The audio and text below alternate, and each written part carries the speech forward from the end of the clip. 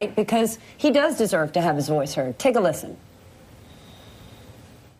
Would it be unusual for you as a 32-year-old guy to have dated a woman as young as 17? That would be a, 15-year difference, or a girl 18. Do you remember dating girls that young at that time? Not generally, no. If I did, I'm not going to dispute anything, but I don't remember anything like that. But you don't specifically remember having any girlfriend that was in her late teens even at that time?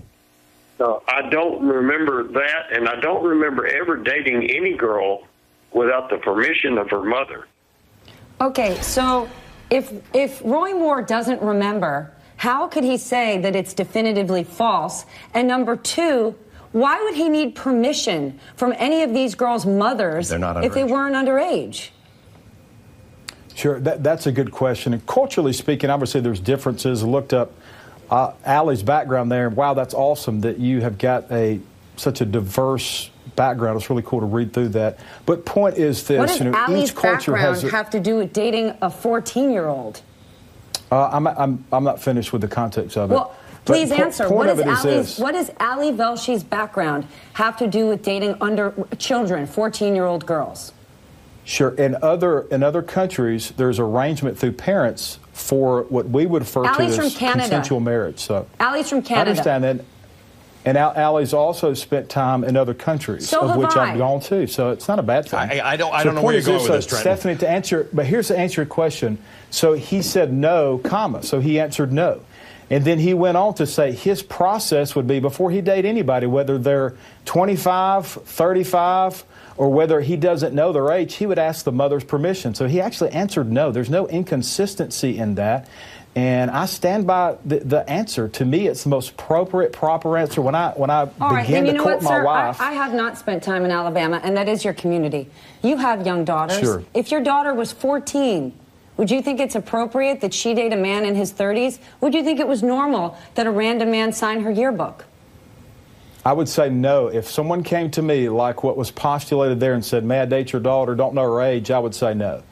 Just like my wife and I, we initially, when we courted, did not know each other's age. I was 29 at the time, and she was 21, and she thought I was 40. I guess my hair has fallen out a little more than I would like to acknowledge when I look in the mirror. But point is this, I wasn't sure how old she was, and he laid out a very clear, culturally acceptable process to get permission of a parent.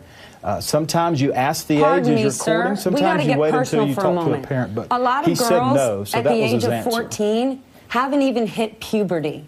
So there's a very big difference between 14 and 15 and 25 and 35. 14 years old, that's a child. I understand what you're saying. The point is this, his answer was no, and his answer was anytime he would go to date someone, he would get permission of the mother. So I agree, a 14-year-old is definitely a child. It was not a 14-year-old usually. is a child. The answer wasn't no, it's not usually. And even if it's one, one's too many. A 14-year-old is a child, and even if it was one is too many. You're right. Sir, you say that you have, that there's no better man than Roy Moore. You've said that. You still stand by that comment? From who I know in Roy Moore, I know no better man. I know a lot of good men, a lot of good women, but from who I know in Roy Moore, I know no better man. And what do you think of the fact that there have been calls from top national Republicans for Roy Moore to drop out of the state? Do you think that matters? There are a whole lot of people who are listening to these women, and they believe them. Sure. I think you have to talk to the campaign about that again as far as like political figures. I will say as far as a lawsuit goes, anyone that were to rush to that type of judgment has to be cautious because it opens themselves up to others rushing to judgment when they're in seasonal and relational tension as well. But I'm not speaking on behalf of the campaign. As far as a lawsuit goes, that has no effect on how it would be litigated, how it would be presented to a jury. But I hope that answers your question. All right, real quick then, granted you're not going to talk about the campaign. First, when was the last time you spoke to Roy Moore? Day before yesterday, we text back and forth. His wife and I did today. And I spoke with his wife yesterday, and I think I spoke to Roy yesterday as well. And I know you don't represent his campaign, but given that you know Roy Moore and obviously his wife, do you believe he's going to drop out or stay in?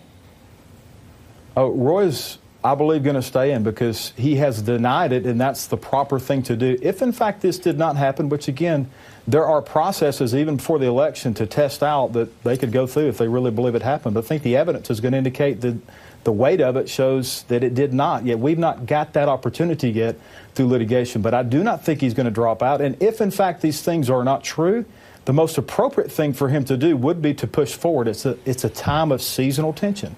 And Roy is a very salty guy, if you will, and he is not going to simply cower to political pressure, which is what makes him so electric. When you say, just so I understand what you mean, when you say seasonal tension, you're saying it's in the ether right now, the political polarization out there, and that this may not be fact-based accusation, but it's political?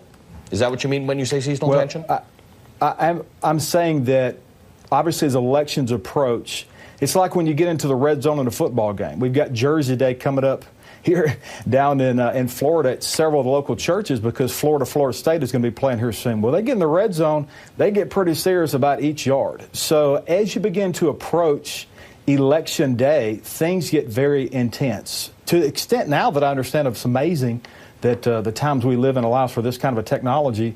But robocalls are now even being made asking for people to come forward against Roy, which I think is kind of an indication of the political climate that we're in. And we plan on even probably getting into some depositions related to that. I'm sorry, what robocall are you speaking of?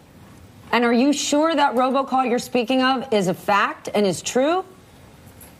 There's been stories reported on it. I'm asking you, are those stories you're speaking about, seeing that you're a lawyer and following the letter of the law is so important to you, these robocalls that you're speaking of that you believe were put in place by the opposition looking for accusers to come forward, that's a fact? That's happened? Please tell us about it. Well, I don't know who they were put in place by. Then if you don't, since we do care about the facts, let's put that beside us. Well, you brought up the political climate, so it doesn't matter who it's been put in place by. You are asking as it relates to the political climate. And I believe you're talking about a robocall that's not true. Okay, I'm basing this on reports that I've seen. Y'all do a great job just like other reporters, so I'm not sure how that'll feather out as far as if, in fact, there were legit robocalls, but someone found it objectively ethical to report that there were robocalls, and there's reports out there on credible sites.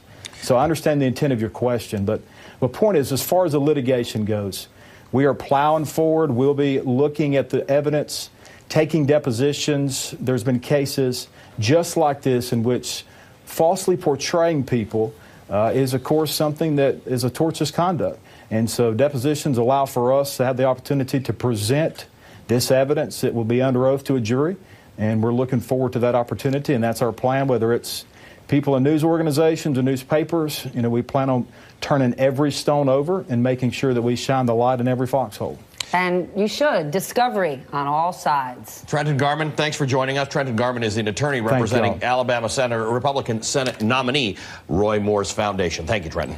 It was such an honor to be on here. Y'all did a great job. I appreciate the dialogue. Thank you.